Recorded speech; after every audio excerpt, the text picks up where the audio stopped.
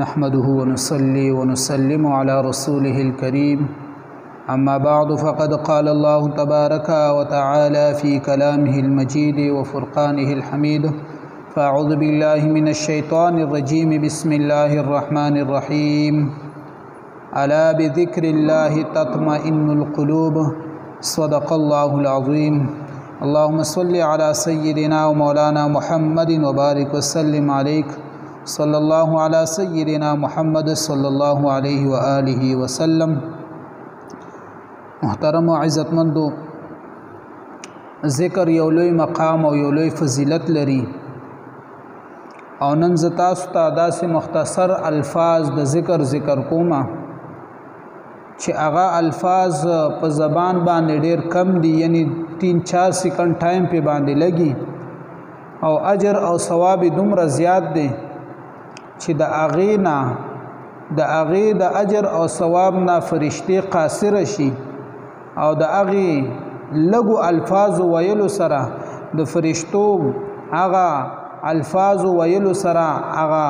چې کوم اجر او ثواب دی د هغې اندازه نشي لګولی، یعنی دغه عملنامو کې نشي لیکلی، صرف د دې وجې نه چې د دې مونږ څومره اجر او ثواب ولیکو. حدیث مبارک د ابن ماجه شریف حدیث مبارک دی.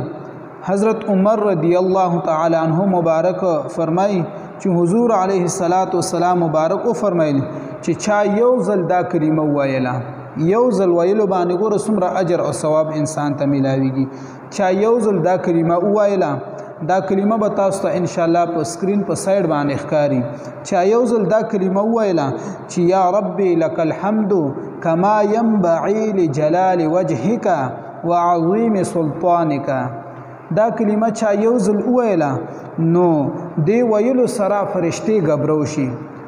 دی ویلو سره فرشتي غبرو شي چې دغه انسان د پاره مونږ څومره اجر او ثواب ولیکو.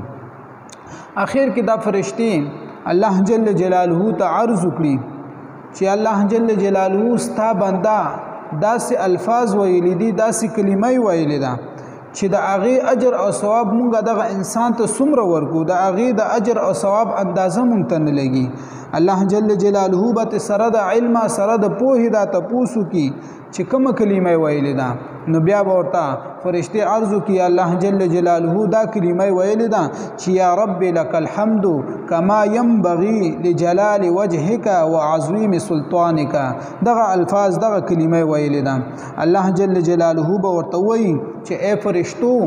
دغه کلمات په عملنامه کې ولیکئ، چې دا کمی کلمې ویلې دي هم دغه کلمې په عملنامه کې ولیکئ او د دې اجر او ثواب به ورله زه ورکوم. خو کله به ورکوم خپل ملاقات چې کله دوی ته زه ورکوم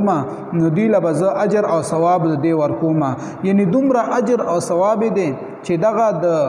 لیکلو فرشتو د لیکلو نه کاسره شول چې دوی له موږ څومره اجر او ثواب ورکو. نو په دې باندې انسان ته بیا اندازه نه لګي چې خدای پاک بدله څومره اجر او ثواب ورکوي. د خدای پاک جل جلاله رحمت نورم وسیع دی، فراخه دی، هغه خدای پاک جل جلاله به دغه انسان ته نورم اجر او ثواب زیات ورکوي. یاد ساتي عزتمندو، د حدیث مبارک نه مونږ ته دا پته ولګېدله چې کله انسان دغسې بهترین وظیفې دغسې بهترین ذکر اذکار وکړي نو هغې باندې الله جل جلاله انسان ته ډېر اجر او ثواب ورکوي. او په دې حدیث مبارک نه مونږ ته بله خبره دا ثابته شوله چې د الله جل جلاله ملاقات به دغه انسان ته ملاویږي، دغه انسان ته به د الله جل جلاله ملاقات ملاویږي کوم انسان چې دغه ذکر وکړي، دغه وظیفه وکړي او په یو ځل ویلو باندې هغه فرشتي د په عملنامه کې اجر او ثواب پوره نشي لیکلی چې زه دته څومره اجر او ثواب ولیکم. نو یاد ساتي عزتمندو، داسې کلمات ویل دا ډیر زیات ضروری دي، انسان ته په الله جل جلاله ډیر اجر او ثواب ورکوي. الله جل جلاله دې مونږ ټول مسلمانانو ته په دې باندې د عمل کولو توفیق را نصیب کی او دغه کلمات ویلو توفیق دې الله جل جلاله را نصیب کی. وما علينا إلا البلاغ المبين. آمين يا رب العالمين.